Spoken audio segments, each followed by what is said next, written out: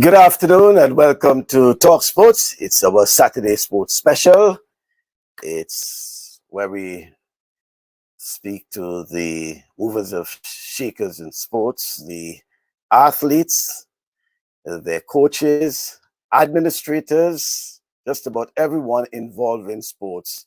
We get together and discuss the issues. Well, we should be having the sports minister, Ron Redhead, with us this afternoon. Unfortunately, we have not seen the ministers yet, but we'll continue with our program. We have, as you understood, that this past week we had the death of the long-standing coach of Kirani James, Harvey Glantz. Okay, it came as a shock to many. Those who have been following, no doubt, knew that he was battling at least for a few days, and the circumstances surrounding his passing. However, we want to pay some tribute to Mr. Glantz, no doubt. Yeah, it was, hard for a lot of us, and we had to do that. But no doubt that will be our plan B, and we'll be paying special tribute to the man who has really shaped the lives of, the life particularly of Kirani James, and no doubt will want to be remembered as someone who at least provided that sort of insight into Kirani, his potential, and taking Kirani from just a youth, 18 years old, into an adult and a champion, Olympic and world champion. No doubt, Harvey Glantz, may his soul rest in peace. We'll see what we can do in and between, but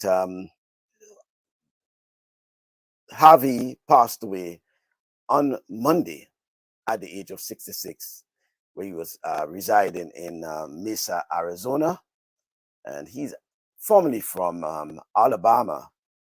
Well, his funeral will take place next weekend, in fact, next Saturday, in Alabama, and the Dr. Raymond Cotran will be the officiating pastor. His interment will follow soon after in Phoenix City in Alabama. But there is a visitation that is taking place next Friday, also in Alabama, from around midday or so. Around midday, and they're asking in lieu of flowers, they can make a contribution to the Willie Stargell Foundation, by the way, where both Harvey and Kirani have participated in the Willie Stargell Foundation in the charity golf tournament that actually funds going towards kidney patients and others. It's a real tragedy, I would say, for Kirani, who, as you know, had the instance of battling grave disease. Then he lost his mom, and now he has lost what is considered a father figure to him, that is Harvey Glantz. Let me say good afternoon and welcome to my co-host, Rudian Silvan. And Rudian, Harvey has been on our program before. He has been there 21, last year to be exact, and obviously provided a lot of insights into not just Kirani James per se, but to the sport of track and field. Oh, most definitely. Pleasant good evening to you, sir, and to the listeners. It is truly heartfelt when I heard the news. I heard he was sick, and my prayers did went to him and his family, and also to Kirani. But hearing the news of was certainly sad, um, and it kind of put me in question where what's the next step for Kirani.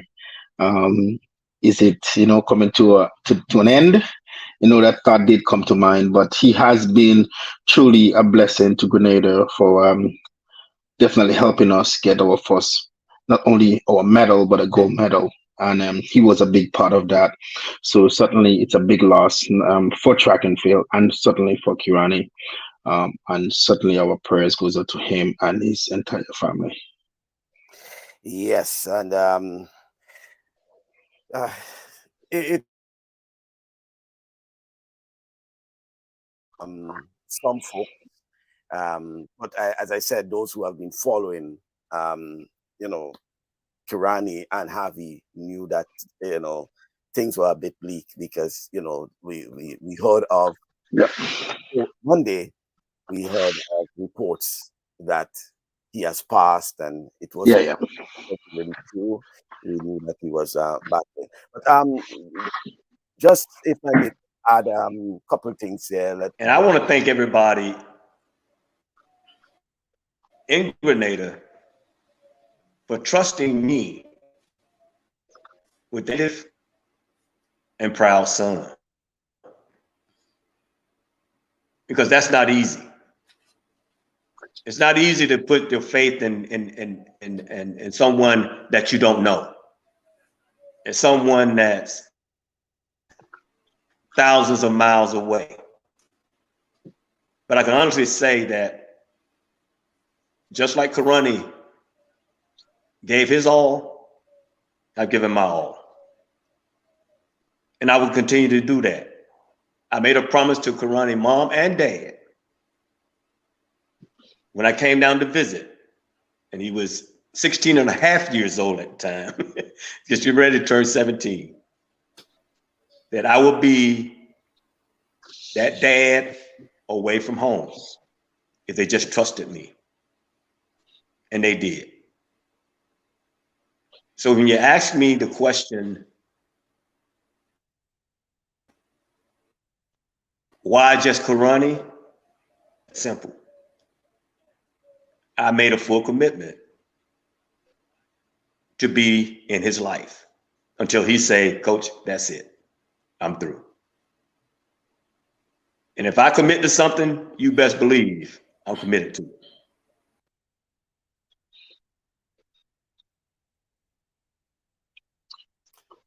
Yep.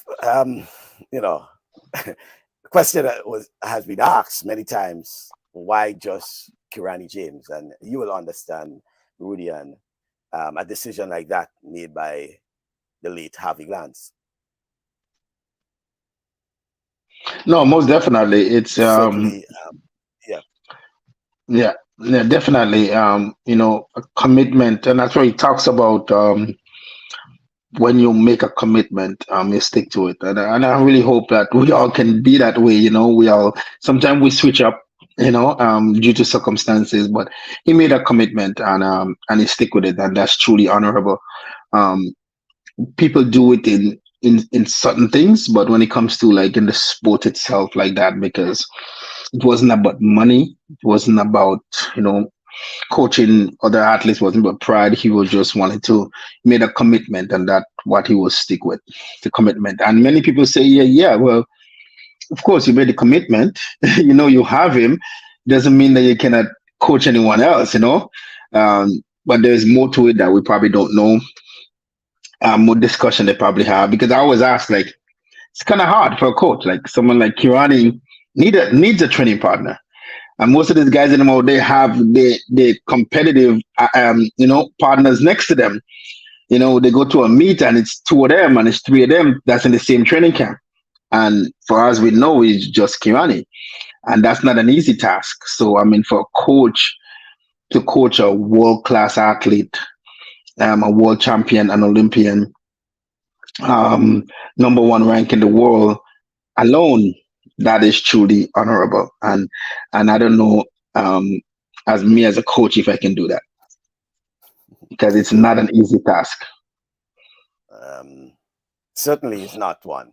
But I think I'm seeing some movements on the part of the minister. I know that he is in Karaku, if getting it right, and we'll probably try to see if we can get into the minister. A lot of activities happening with the government, the party in particular, as a 1-year anniversary. So it's kind of difficult getting them into one place. I could understand that. Yeah, but I think I'm seeing some movements from the minister. Let me see if I can bring him on here now.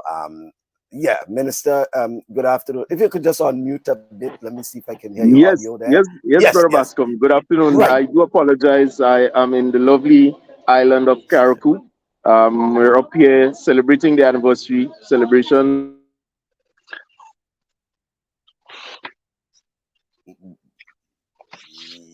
Yeah. So I assume the minister didn't indicate it. I'm just seeing now that may have some difficulty because a lot of activities happening there, and we have just lost his audio for a while, or his video. I think it's frozen, but we could understand. I'm hoping that the Right. yeah. Yeah. Okay, so he's back now. Right. Yeah. Go ahead. So I apologize. I apologize. As I mentioned, I will have difficulties. But nonetheless, I took the opportunity to come on and to speak with you and the audience on this important topic, which is the anniversary and our All right. accomplishments in sports. So before we get into any difficulties, start speaking. Let us because I want us to you can run into difficulties after you finish, you know. But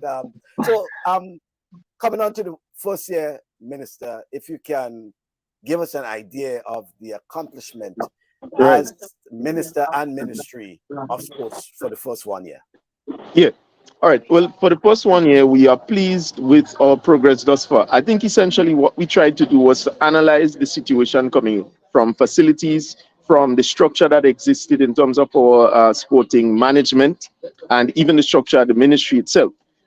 We are satisfied that post-COVID-19, we resumed a number of our activities, principally to get things back up and running. So some of the schools competitions, primary schools and secondary schools, ensuring that we implemented the institutionalization of coaches in primary schools. Because as we see it, it is a critical component in terms of training and developing our future athletes. So instances, for example, as to the national sports policy, to ensure that when we do things, let me give you one example in terms of compensation and incentive packages to athletes, national athletes, when they perform, when they succeed. What are the necessary incentive packages that we should give? And I think that we have done a very good job to detail and outline that and to create the policy. And in soon time, hopefully by the end of this year, we will have a full policy in place as it relates to things like that. Yeah. Okay. So I'm glad you mentioned the policy aspect of it because Yes. to cover all that you have to do, you want to lay the foundation, and the foundation lies in the policy. Give us some Yes. timelines as to because it appears that there has been a lot of Right. movements within the last few weeks regarding the Yes. policy. Right. So what we've done was to institute a secretariat at the ministry itself, dealing specifically with implementing the national sports policy. That has been going well because it meant that the normal sports staff would not be responsible for managing and implementing all of the tasks related. So they have just solely been focused on that. So they've made tremendous progress. The other aspect that we had to do was to set up and establish the sports parish councils. For the parish councils to work, we had to do some renovation and construction on a few of the facilities in the parishes, and that has gone well as well. It will start sometime late June and complete sometime in July. Again, in most instances, it's minimal amount of work that we have to do to get it into what we want it to be. And then we're going to come to the part with the law itself, or the bill, the draft bill that will come to Parliament. And so we have included four main, out of the reconsultation that took place, four main aspects. And as I mentioned earlier, an incentive package. The other one that we're dealing with is anti-doping, because as you know, throughout the world, athletes' performances and so on is heavily being scrutinized. And we would like our athletes at the basic level to understand the importance of anti-doping and measures that they can take to avoid getting in problems with the law, so to speak. So all in all, the national sports policy has been a very comprehensive plan, which deals both from a legislative standpoint, administrative standpoint, and also from a physical infrastructure standpoint. And as I mentioned, this year in particular, we looked at the infrastructure of our facilities. Mm-hmm. There are two other issues I know that government will be heavily involved in, and in terms of resources. One has to do with the Windward Island Secondary School Games, Yes. Which has been very dear to a lot of student athletes in particular. Within the Windward Islands, and then government's investment in terms of preparation for the CARIFTA Games come 2024. Speak a bit about that, please. Right. Well, both Windward Island and CARIFTA, we see it as a critical component to our future athletes. And I'll tell you, I'll start off with Windward Islands. Now, Grenada hosting, it's not the first time, but we've hosted in the past. I think that what we want to demonstrate is that in the whole course of sports tourism, what we want to show the world is that both from a facilities standpoint and also from a management standpoint, that we do have the capacity as a small island developing state to host large games in the region and also to demonstrate our own athletes' performance in those games. And as such, CARIFTA, for example, it is likely to be big next year, because we are celebrating 50 years of independence, the anniversary next year as well. And so we would like to demonstrate not just to the region, but the world, that our country is seen as the place, the hub, where we can see future development taking place and more people would like to come in. So for example, we're very big on sports tourism. This is why the hosting of the Windward Island Games this year and hosting of CARIFTA next year will go a long way in helping to promote our policy directive, which is to improve our sports tourism capacity and to promote it some more. We see tremendous benefits with twinning sports and tourism from an economic standpoint and also from just the whole awareness of our island standpoint. So I think there are critical opportunities upcoming, and we want to be in a position to take full advantage of all of them and to ensure that sports grows tremendously throughout our town. I have two more things I want to raise with you before I bring on Rudy. And one has to do, the last time you were here, Minister, on the program, it was just getting your feet wet, and there was a lot of issues you were being confronted with. The ministry, including the National Lotteries Authority, all these sort of things. 1 year later, Minister, where are we? Well, 1 year later, challenges still remain, nonetheless. But 1 year later, we're now at a better position where we can manage the situation at sports. As it relates to National Lotteries Authority, only recently we renegotiated a contract with CBN, and we were able as a government to get $15.1 million, a major difference than $1.5 million that was there prior. And this is a big win for us because it means that the resources of NLA is going to be properly and strategically utilized in certain aspects, not only sports, but which can build into that. Grenada is keen on building an aquatic center. Grenada is keen on completing the renovation of relaying our tracks at the Kirani James Athletic Stadium. And Grenada is going to light its National Cricket Stadium. We're already poised to host the T20 games in December, West Indies versus England. So we're looking forward to that. And we're also looking at the possibility of hosting T20 World Cup, ICC. So we have already had talks with WIC. They have visited, they did the inspection of our facilities, they made their recommendations, and we are looking forward to that. So all in all, I think coming from June 3rd, 2022 to approaching June 3rd, 2023, we have seen tremendous improvements. Playing fields, for example, for the first time, are being rolled in after 5, 6, 7 years of no attention. We are dealing with lighting of playing fields in a more strategic way, rather than just putting up lights like Christmas trees. So there are a number of things that we have done, which is to change the approach to our development in sports. And something that I want to talk about, which is big, I took a personal decision to build the relationship with all stakeholders in sports. So for example, in sports, I have met with almost everyone. We have been able to introduce rugby. We have been able to talk to the Chess Association, International Chess Association, for the possibility of introducing chess in Grenada. We have also spoken to 2 additional sports that has never been played in Grenada, but is a part of the Olympic contingent, so to speak, in sports. And they are willing to start here. And we are looking forward to Trinidad and Tobago, to give us some assistance in building out those. And so the relevant stakeholders are already engaged in conversations, and in soon time we'll make some pronouncements going forward. The other thing that we are looking forward to into next year, as we do the renovation to the playing facilities now, next year, what we want to get into the mind of is designating particular facilities for particular sporting discipline. Despite we are small, what we believe is that if we promote specialization in sports, we are going to see the growth in it. So, for example, rugby, Good Hope playing field or pasture is going to be renovated and designated the rugby capital in Grenada.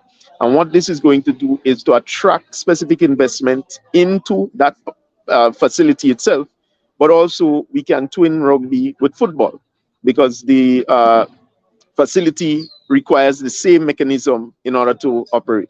So, as I said, we're taking the clinical approach, which is to look at the infrastructure, look at the administration, and also look at the policy surrounding our sports. And 1 year later, we are satisfied that we have made steady progress. And the other thing I want to raise with you, Minister, certainly a big loss, you will say, to Grenada, the passing of Coach Harvey Glantz. I know the ministry and the government has already issued a statement, but certainly someone you would have gotten to know and you consider to be a loss to Grenada. Indeed. And again, let me just express our sympathies to the family of Harvey and all involved, including Kirani James. The fact that Kirani had to opt out of the race, I can't recall the exact meet, but he had to opt out. He could not make the Diamond League. The Diamond League. Yeah. Right. Yeah, the fact that he had to opt out is a major blow for us in Grenada. And it means that this is one less opportunity for Kirani James, our star, to medal. And we are currently observing the situation, because we have already discussed at the level of myself and advisor the potential support that we may need to give to Kirani in the event that he feels so demoralized, etc. And I'm saying that this is something that you couldn't plan for. And such, we need to respond not by putting our hands up in the air and, just joining the crowd, so to speak, but to be proactive and to understand the situation that we face and to work up mechanisms that can help offset the potential devastating loss that could emerge after coach's death. But I would say it's a great loss, and he's been working hard with Kirani. He helped to coach Kirani into an Olympic medalist. And for that, Grenada is deeply grateful for his commitment towards the development of Kirani James. And we are deeply saddened by the loss of Coach Harvey. Yeah, Rudian? Most definitely. Honorable Redhead, I'm going to step away from track for a second. I just wanted to congratulate the administration on a well done job in the first year. Thank you. I know there is the voices around that complain as usual, saying they don't get this and this is not this and this is not this. But in the first year of an administration, I've seen a lot being done, not only in sports because we love it, but for the people of Grenada, and that's what it's about. And it's not about the sports because we love it. So first and foremost, congratulations. I'm actually looking forward to meeting the PM when he comes here to Toronto next week or the week after. So I'm looking forward definitely to making some plans to see if that can happen. You said a few things, and I believe that you constantly being in our show and listening to what Michael and I been speaking about, we have to talk about, expanding the Olympic Games and hoping that we could have other sports that definitely can be done in Grenada, and giving other people or athletes the opportunity to play a sport, an Olympic sport. Yes, with the intention to go to the Olympics. So I know you didn't say which two sport it is, but in future we'll know which sport it is. But I want to say that is certainly a good move. You also mentioned that one of the areas you guys are looking into is to anti-doping. But you did also mention and I guess on a grassroots, is it basically grassroots base you kind of want to start with? And how or what's the age group are you looking at to start this with? Or is it more of an introduction to the young athletes about what it is, what they shouldn't do, what should be done, what is Yeah. illegal? I mean, even though some countries marijuana is legal, for the sport itself, it's not. You know, Yeah. so is it an introduction to it, or is it something that you guys will be looking to do testing Right. at a young age? Because I know that could be tricky with parents and testing my kids and those type of things, right? So I know you guys is on a good things and incentive that you guys have done. Like I said, you got the policy is in works. You guys are doing a lot. I know you're barely getting sleep because you're on the go constantly. And thinking, and I like the broad spectrum of your mind. You don't just stay narrow. You don't just stay in the box. You expand and you go outside the box. I am truly, truly pleased. And for a Grenadian and who are former Olympian, I am truly blessed to see that my country is moving forward. Many people have come to me and said to me, Rudy, I don't want my kids to represent Grenada. And that's a true fact because they didn't like what they see.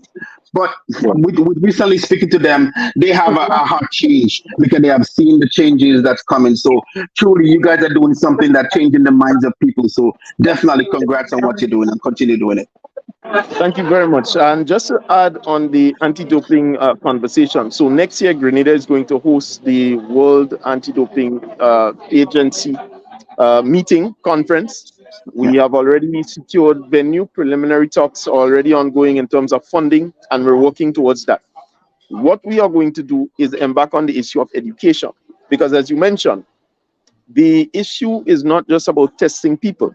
The whole conversation with marijuana and our athletes is something that we need to have going forward, because the use of marijuana, more and more, the world is becoming liberal on the matter, and the use of marijuana is going to increase among athletes. So one has to discuss the effects, the impact, and how it will be captured in the whole question of being able to pass a doping test, that sort of thing. Because, marijuana has many compounds that is a very healthy plant, but it has many compounds that can maybe enhance certain aspects of our physical strength, etc.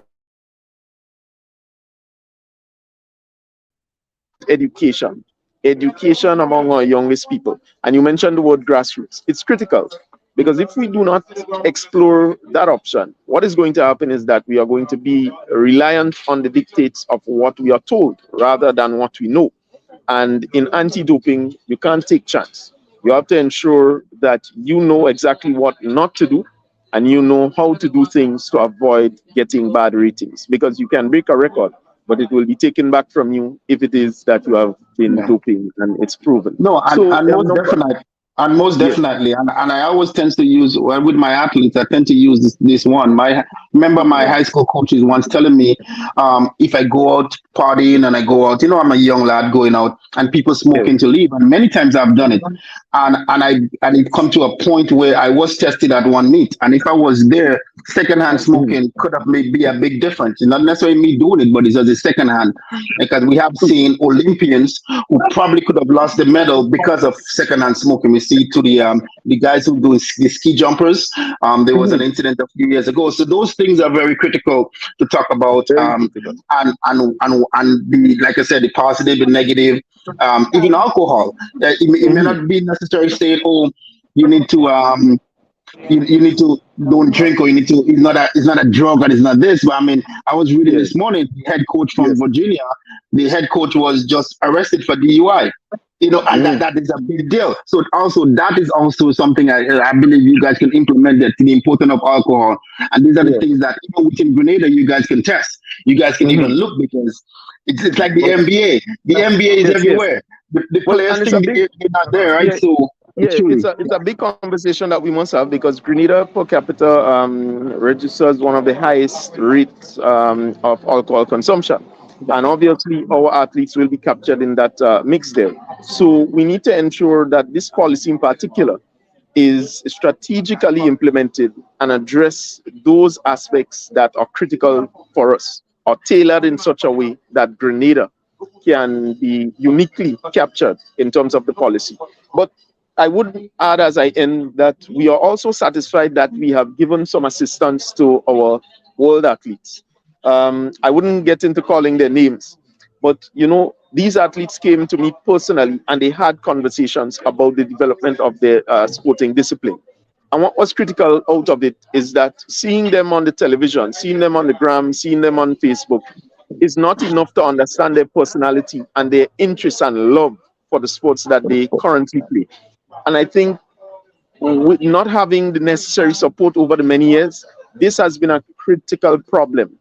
And it has contributed in some ways to even low performances. And so what we have done differently is to kind of show our athletes a lot more respect than they were getting, and to ensure that we created a comfortable environment for them, and that going forward, as future athletes grow and emerge, that respect, that authority, that recognition will always be enshrined in our policies to take care of them and to take them forward.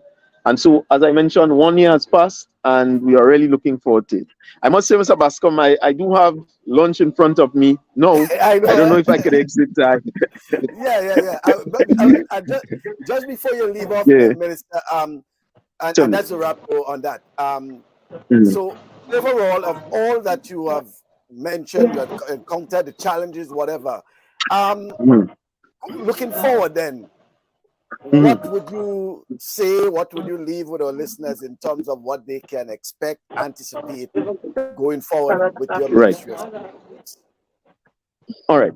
So, especially with the Department of Sports, one of the things we want to look forward to is increasing our access to equipment. Now, if we get equipment, it means some of the maintenance programs that we have to undergo for field upgrades and even just the general maintenance to keep it at the standard that it should be. We can be able to capture that and manage that process. Going forward as well, I think one of my biggest criticisms of the system that we inherited is the slowness of it. Going forward, I would like to see an increase in speed in terms of decision making. I think both Prime Minister and both Minister Andy Williams would always talk about the need to have greater implementation. And as such, when we have problems, we expect that the public service will be in a position to solve it and not join in keeping it as a problem. And I think that this is something that I've criticized. And I believe that what we need is some greater urgency and speed so that our public service can work for us and the people. So all in all, these are the two things that I'm looking forward to, and we remain steadfast. Again, we are working towards signing an MOU with GA in the preparation for CARIFTA 2023. That MOU is expected to capture things like strategic partnership in terms of coaching in our schools, in terms of ensuring that the syllabus is tailored in such a way to facilitate sufficient training for athletes and coaches as they work towards CARIFTA. So we are looking forward to a magnificent season, ending this one off in a good way and looking forward to it. The last point I want to make is that upon coming into office 1 year ago, we discovered that the issue of the dock salaries would prevent teachers from resuming the extracurricular activities and sports. And as such, in good faith, as a government who is thinking forward and not just in front of us, we ensure that we return the dock salaries to the teachers in particular. And this opened up a tremendous, a great opportunity to have a return of sports. So the majority of the return and the successes that we are seeing, as much as we took the decision collectively as a government at the top, I think it must be recognized of the contributions of the teachers and the sports workers throughout the length and breadth of Grenada, their contribution towards getting us back post COVID-19 and getting us back to a level where we can see our athletes competing again. I think that was the most gracious feeling that I could have, and I am humbled for it. And as a government, certainly we look forward to more opportunities like that. Okay, thank you very much, Minister. Thank you very much. All right, Yeah, take care. enjoy your lunch. Thank you. All right. Okay then. Okay, so that's the minister there in Karaku, and Rudy, and he ended on a note there that I think we must always appreciate the contribution of those teachers. Well, in sports in particular in Grenada is basically volunteer based in terms of officiating and all these things. Whether it's football, I think the referees get a little change, a little change, but it's nothing full time, and such. So especially track and field, if we use track and field because track and field will command a lot of officials compared to probably a football game or even a cricket, for example, a cricket match, right? Track and field, you have the officials on the field, you have the field events. If you have to do long jump, how many officials you need, whatever event you need officials for the track itself. If you're running relays, if you need a lot of officials. And when you look at the officials, most of the officials, not all, are basically teachers. They somehow gravitate a lot to track and field in terms of officiating. Okay, and I think when you look at what had happened in the past with the teachers deciding through the union to take such action, how it impacted on the sport of track and field with the intercall and all these other things, So I thought the move to get that relationship back with the teachers and all of that was very important, because as soon as that was, formalized and resolved, there was a statement from the union stating that all actions regarding this, they suspended their involvement in officiating, all of that. That came to an end as well. So that was good on that part. A lot of things mentioned there. In fact, we didn't get to talk all that we wanted to, because we wanted him to speak a little more about the facilities and all these sort of things. Yeah, I truly wanted that too. But we do I like the idea. Yeah, and I like the idea, which like I said, there's certain more important thing I wanted to mention to him. I like the idea of identifying certain fields as specific. I truly like that. And you see, and the niche, because gone are the days where, and we have to take a page from places like the Cayman Islands and Bermuda and Bahamas, and where they do a lot with sports tourism, right? And it's like how Grenada is now embracing rugby, and even to an extent American football, right? So that is why when he mentioned football, the configuration and the specification with rugby and American football, they're similar. So what he's saying is that basically using a particular field where they can do, all of that, so it does not disrupt, let's say, Tantine recreational ground, or some other place where they use it a lot for probably football and our cricket and track and field and things like that. So use one of the fields that not heavily used specifically for that. And and remember, the idea too is that while a lot of Grenadians may not be into the sport of rugby or American football, the idea is for sports tourism, because these sports in particular, there is a what we call a crowd. It's like golf, there are people who travel not just to play, but to watch. But let me expand on that too. It opened up for the tourism aspect for colleges to come and train, to get away from the United States and come to another place, for NFL teams in off season to come and train, so they can get on the beach and do the running and do those type of things. So it does open up for that, right? I know he didn't mention. I know he talked about facility, and I know he didn't mention the netball code, but I'm pretty sure that probably also in play for them to have the indoor, or at least a covering of a netball facility. I know I didn't hear him mention that, but I'm pretty sure that also is in play for that. So yeah.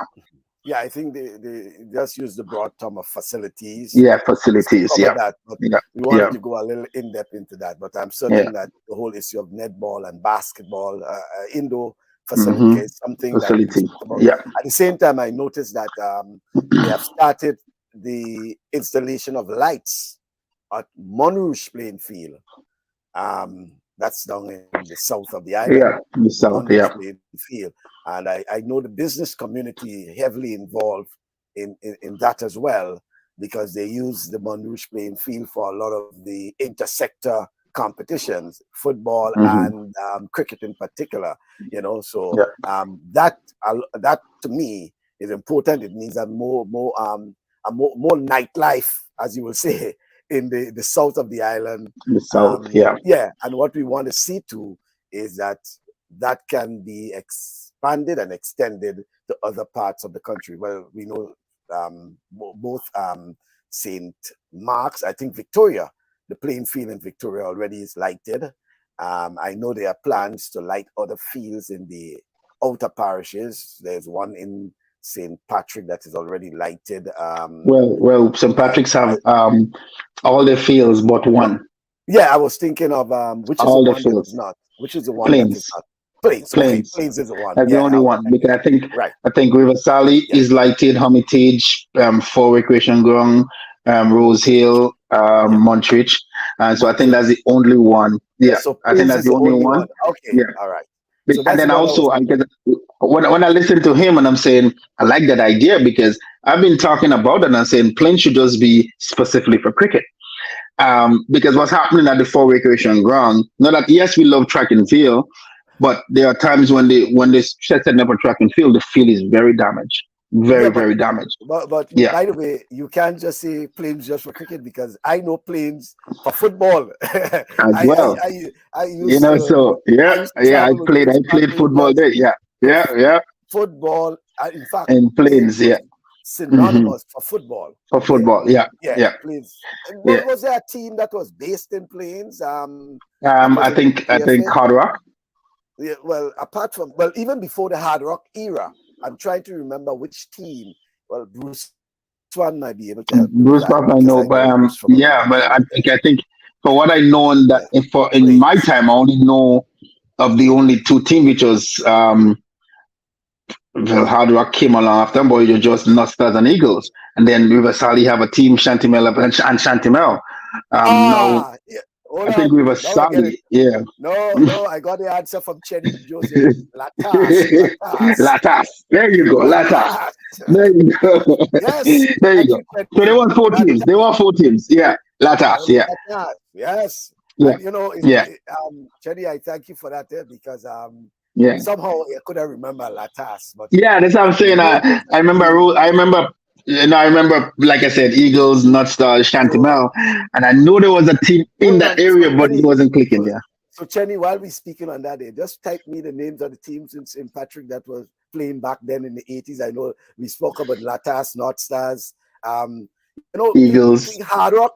Yeah, but remember, Hard Rock, I think, came out of the breakup of some team or the something, but Hard Rock was not there in the days of the that's what I'm saying, in the days, because I think that's the only thing. Even Montreach was sort of there too, I think, in those times.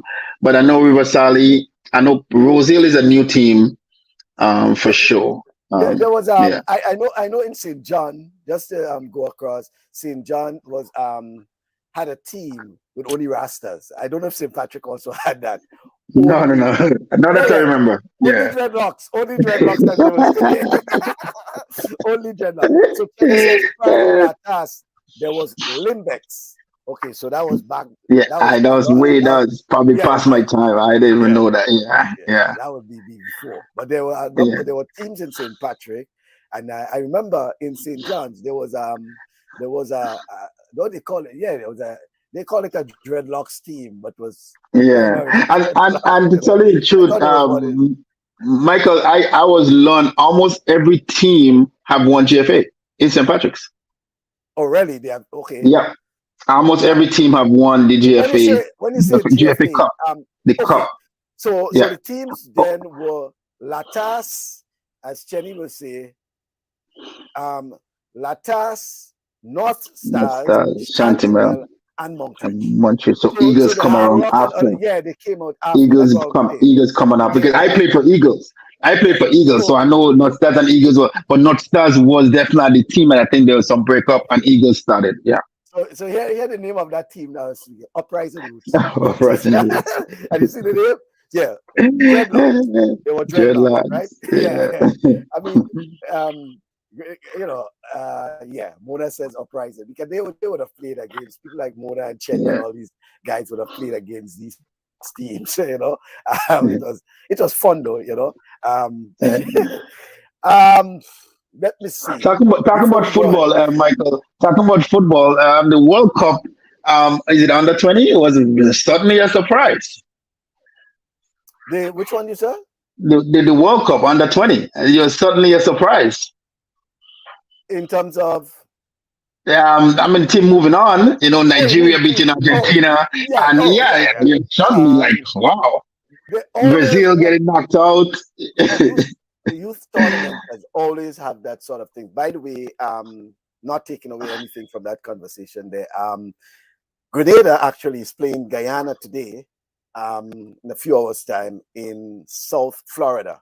So in case you're in the South Florida area, remember Grenada versus Guyana in football. That's in CONCACAF football, Gold Cup qualifying round. Shout out to they're still on.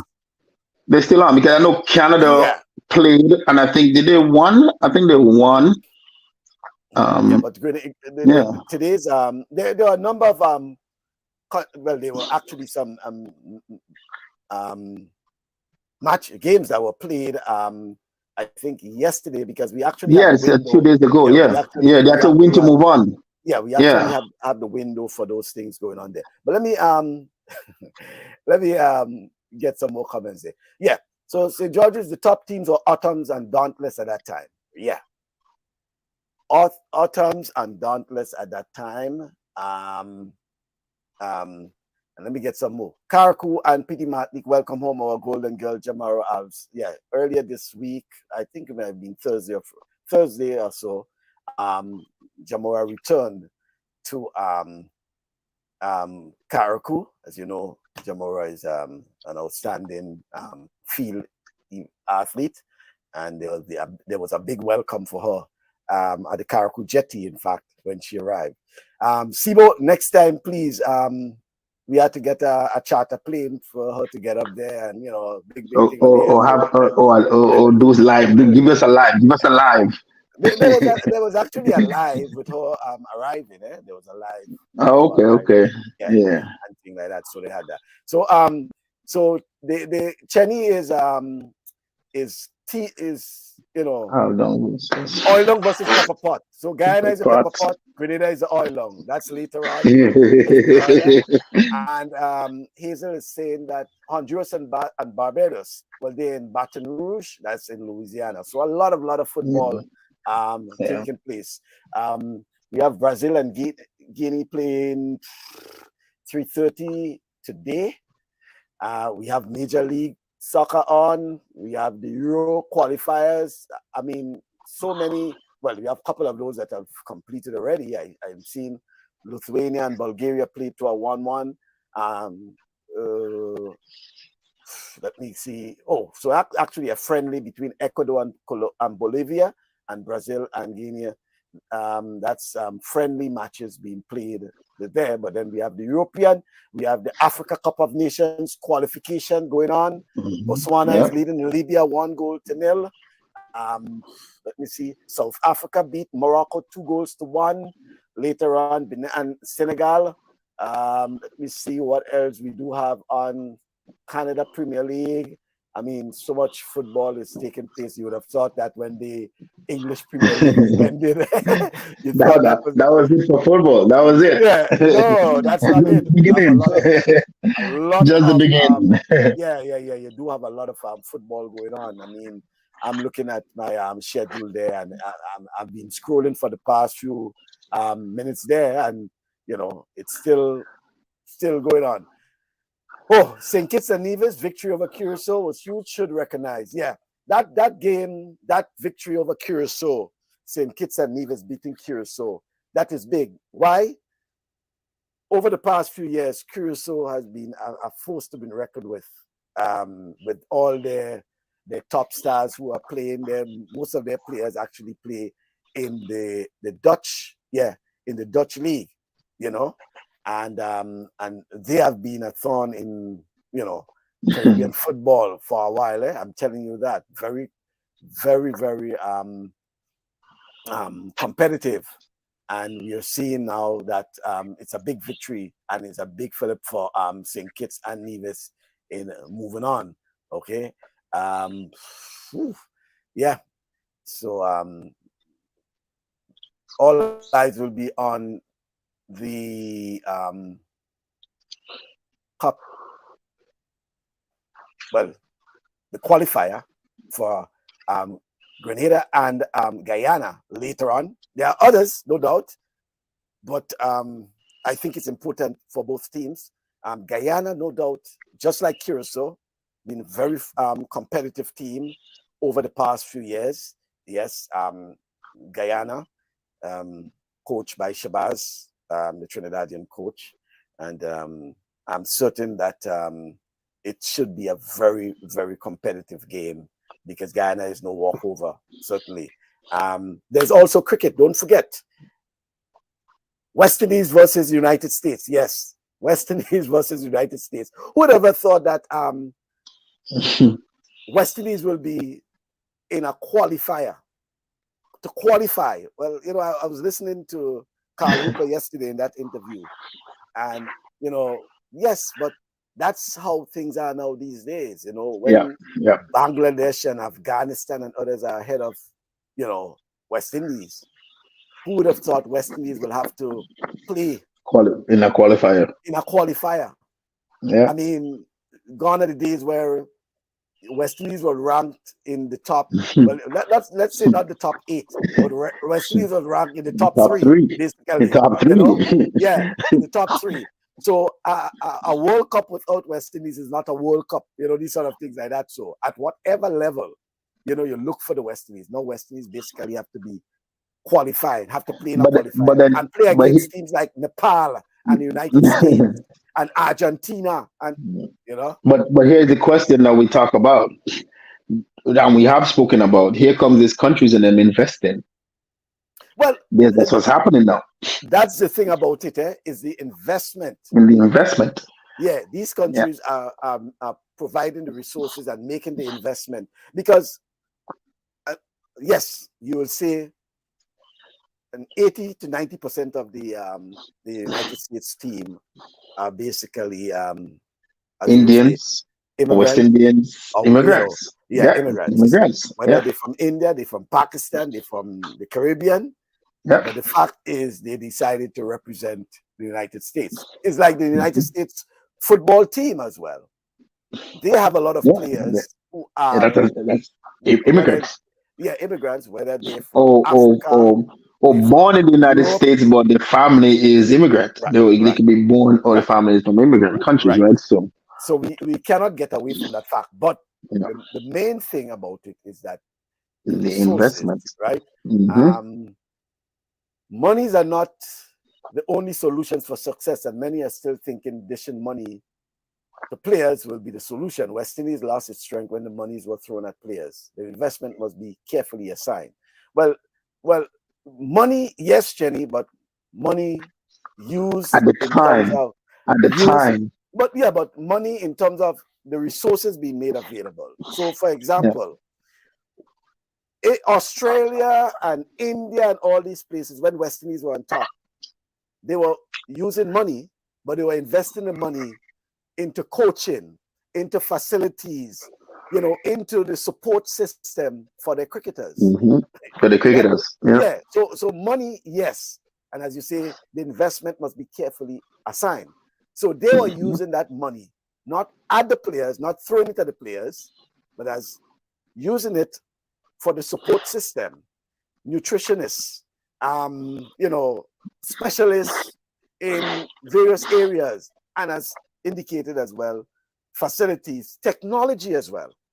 Okay, and the question come up too recently: how can we use AI, for example, artificial intelligence, to assist our cricketers. We had, it's becoming big now. So, what is the thinking behind using AI to assist our sportsmen and sportswomen? In terms of mastering techniques and all these other things like that. So, but that's well, even go back to Cheney's comment. Not just piggybacking on that too. One of the things that we fail big time on was having our academy back in the days. If we started that back in the days, because when this is what India did, this is what Australia did, this is what England did, and that's where we fail. Right. Because for somehow either were we depending on the Ambrose and the Walsh and those guys to play forever, and I think that was the part of the issue there. Yeah. But we had an academy, but the problem was that there were people, the insularity within West Indies cricket. There were those who decided and felt that Grenada should not be the home of an academy, a cricket academy, a West Indies cricket academy. We had the Shell Cricket Academy that was led by Dr. Rudy Webster, that was based at the St. George's University, that had specialists coming in, because I remember they had a fielding coach who actually was a Cuban, because the Cubans good in baseball and the catching and all these sort of things. So, and so he brought in specialists to assist in the preparation of our teams. Our players, I should say, and we brought the young players there to the St. George's University, who were also being taught not just on the field, but off the field as well, being a gentleman, how to carry themselves, learning about public relations, etiquette, a lot of things, and there were those who, because I at that time, I used to be heavily involved in the academy at the stage of assisting in the PR and all these sort of things as well. But there were those who thought that, hey, Grenada? I mean, what's small Grenada doing with a cricket academy? And, since then, we have not had anything that can rise to that level of what they actually wanted a cricket academy to do, preparing our cricketers at that level, even before they taste international competition, But and that was always a disappointment. Yeah, and a lot of disappointment in terms of Australia and India and all of it. They made the investment in these academies, and some of the academies. A big time now, and some of it now. You look at it to some of, in terms of India, you cannot even get into those academy. It's not something. It's like soccer to them. Like soccer, it's like soccer in Brazil. If a mother pregnant and she know the sex of the baby, that baby is registered. Before it's born, the baby has a name and the baby is registered. So when the baby get to that age, a baby could get into that academy. For football in Brazil. That's a seriousness. And you see the difference in what's happening in those countries. Yeah, Brazil haven't win in a minute, but the fact is that they are also forced to deal with it at every level in sports. If you have an under 10 team right now, you don't want to play against Brazil because those kids in them is dominating because they are part of an academy. Because here I was looking at this feature documentary on cricket in India, and they had parents, this father who was taking not his son, his daughter, and every weekend he was driving miles upon miles for her to get to this place to train, and stays there with her and drives back, right? To the point after a while where she actually, she was admitted to a school. It's like a boarding school. And it's like a cricket academy, because apart from the formal education, all they do play cricket. Play cricket. Yeah. And talking about a female, a young female, that's how important. And I'm not saying that we have to get to that stage in Grenada and in the Caribbean, where we have scarce resources and things. I mean, the cricket in India is a multi-billion-dollar industry, a multi-billion-dollar industry. And certainly, they make this sort of investment. you know. Yeah, I And mean, some of them, expanding to this, here in Toronto, we have sports schools, or we have schools that identify. So you have kids coming across town, waking up at 5 o'clock in the morning to come to school because they had to take the bus, right, to literally come to the school. And when they get there, they cannot play. Some of them cannot even compete in their own sport in the first 2 years because it's unfair for the rest of the kids who don't never play the sport, like especially in track and field. It's unfair to them, and they're coming that far because it's an identified school, and we have players who from that school, or one of the school that I coach with, mhm, players playing in the NFL, players played in hockey. I mean, they had a girls soccer team that was better than the Canadian junior soccer team, mhm. and from one school. So so it shows that having those type of things, academy and those things, is a beneficial for athletes who wants it. Yeah, Because they will get proper training, proper education, not better than others, but on the same level. But they will have the time because they might be in class for 3 hours, 4 hours of the day, and then the rest of the day they are playing in the sport, and then they get to go home. So it works for them, and them kids come out and go to universities, and not necessarily on scholarship, but they go to universities. Because they still have the proper academic, and they have teachers that is on them one to one. They in a small setting in school, they get this stuff done, right?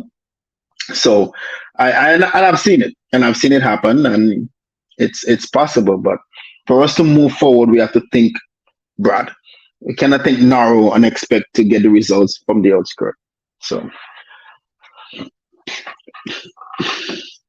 let me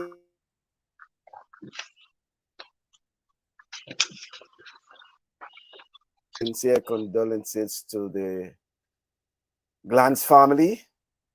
Harvey Glantz, you will surely be missed, and as a special tribute to Mr. Glantz, we'll probably end on a little piece to Harvey Glantz when he was last on our program, when he was speaking to us.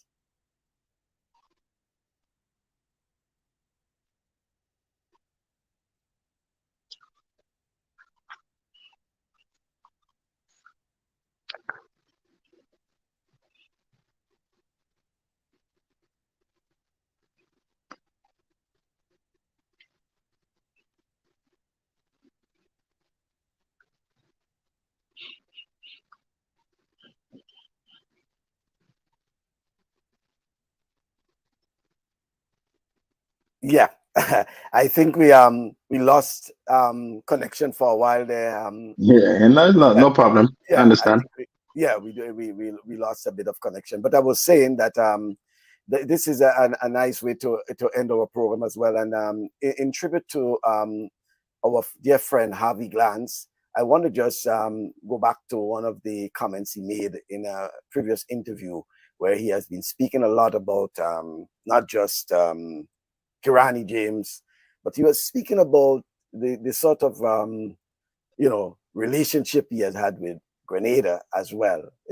Certainly someone who had no inkling of Mhm. what Grenada was like, and then all of a sudden fell in love with Grenada, he and his family, and all because of his coaching with Kirani James. You're on. Certainly a man who we will miss. Harvey Glantz. Let's get a bit from One thing I've always been honest with Karani, and I'll never lie to him. I'll always, if I didn't think he had the tools to get back there, then we wouldn't be doing it. I'm the same coach that said to him after his freshman season, he had a pretty good freshman year at the University of Alabama. He was a conference champ. He was NCAA champ, and he was even voted one of the top 400-meter runners in the world. But I didn't think he was ready. I thought he had to get stronger.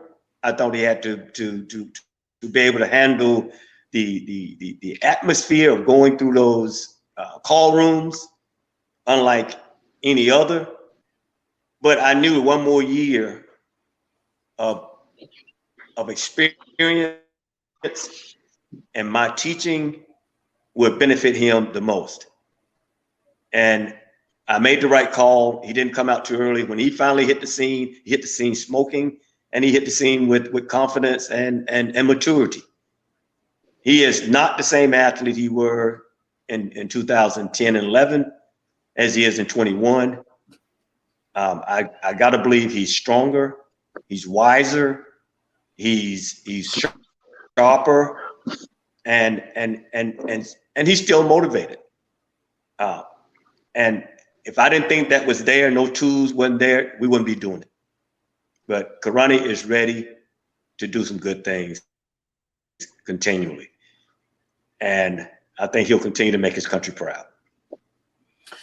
Okay, let's get some comments on, let's see. Hey, Dr. Tommy Williams, good afternoon to you. She says, cannot let this interview finish without adding, I have watched firsthand the genuine relationship between Harvey and Karani. It is very special and goes far beyond coach and athlete. Karani, the quiet giant of an athlete. Harvey, the nurturing giant of a coach. The true dream team. Yes, wife and second mom to Karani. A little biased, but true. Folks, if you're wondering, that's Dr. Williams, the wife of Coach Glantz.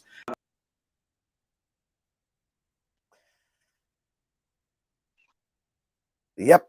So, remembering the great man as Harvey Glantz, Rudian, and certainly he will be missed. He will be missed. By the way, folks, his funeral will take place on Saturday at actually 10 o'clock in the morning in Alabama. There'll be a week of visitation next Friday. In the after, well, from 10, that's 12 o'clock from midday to 5:30. That will be in at the, let me see, the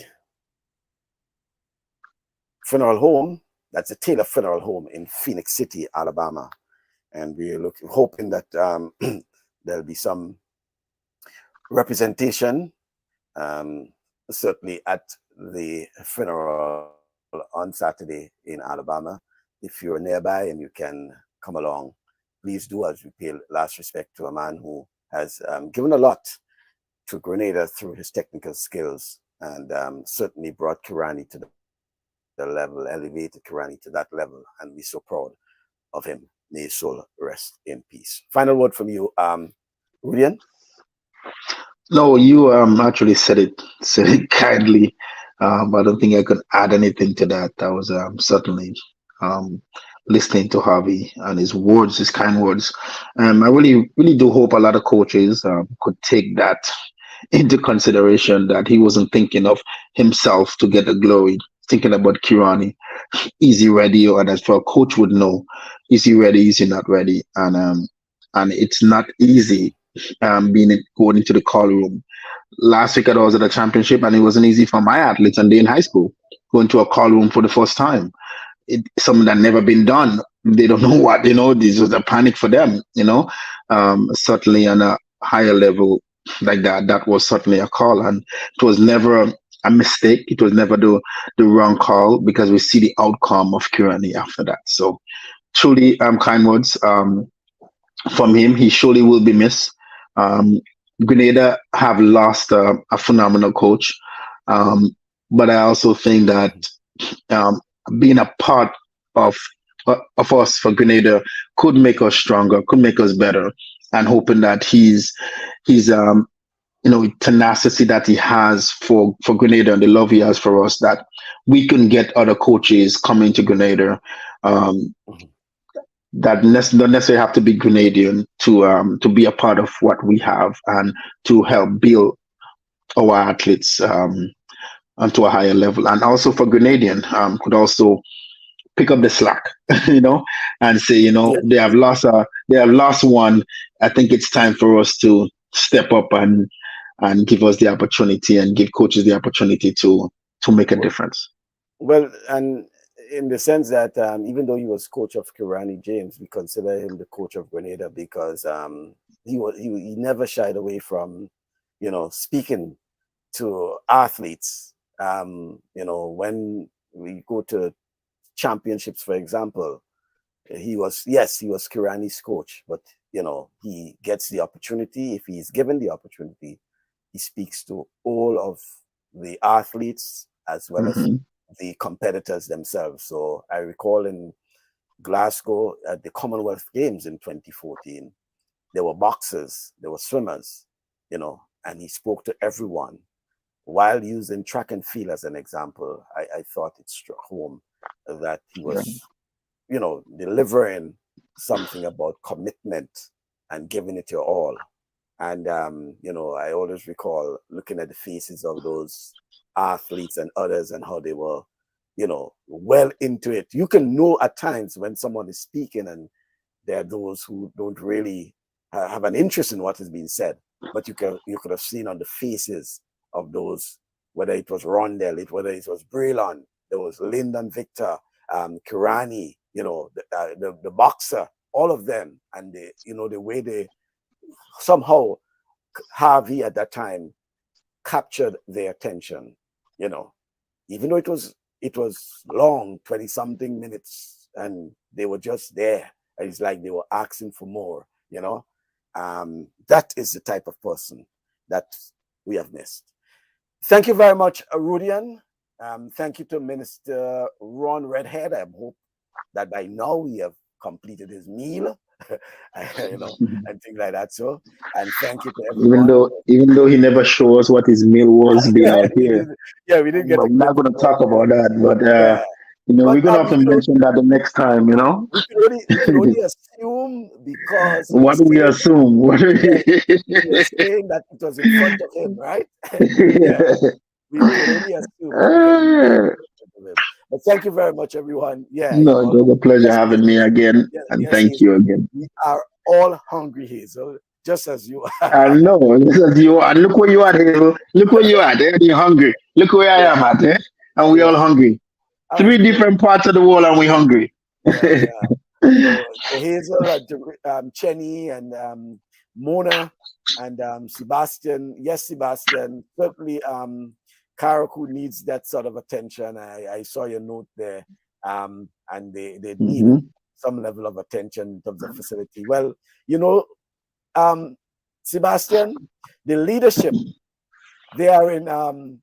They are there. Karakou. They are there. They are there. Talk to them. The leadership there in Karakou today. They are where they're supposed to be. So things are in place. Yeah. So please get it to them that Karakou needs its attention. It needs some level of attention because look, without the facility and all this, Karakou continues to produce athletes and boxers and just name it. And they're at a disadvantage because they're not in the mainstream competition. Remember, they in terms of cricket, in terms of football, I'm still hearing that the affiliate of not an affiliate as yet, but there's a club in Karakou that is trying to get affiliation to the GFA, and they're still not getting a response, and there is the notion that it's too expensive for a team from Karakou to be in the GFA competition, and it's expensive for them to even come to Grenada, even to compete in track and field and all netball and all of that, and they're still producing outstanding sportsmen. Outstanding athletes. Yeah, so we need to give them some level of attention. Okay, so Theo, as usual, she says she's in Karakou listening to us. Theo, she's right where it is too. She's in the heart of it as well. She's there. Yeah, I know. And I wonder if she's eating too. Well, if it's one thing, I expected her to be there. So when I didn't hear from her, I know that she is there. But thank you very much, Theo. Enjoy the stay in Karakou. I know some of them will be heading down later on the boat. Others will be flying down probably tomorrow, God's willing. Also, but thank you very much, everyone. Oh, so they was asking if she has food, and she is actually said yes. All the best. Thank you very much, and all right, my man. We'll talk. We'll talk because next Saturday, as you know, is the funeral of Harvey Grants, so some of us Yeah. may be at the funeral and so like that. So following Saturday we should be on a Should be program. on, yeah. Yeah, Paradise Beach, I think, is the Paradise beach Beach. on the beach in Caracou. That's all the action is taking place. In fact, I think that's where the minister was speaking to us from, because we are hearing the talking and the music and things. Yeah. Have fun, folks. See you then. Until All right. then, yeah, have yourself a Have pleasant a pleasant one. weekend, and we hope to be back with you probably in 2 weeks' time. Thank you very much. All the best. Thank you.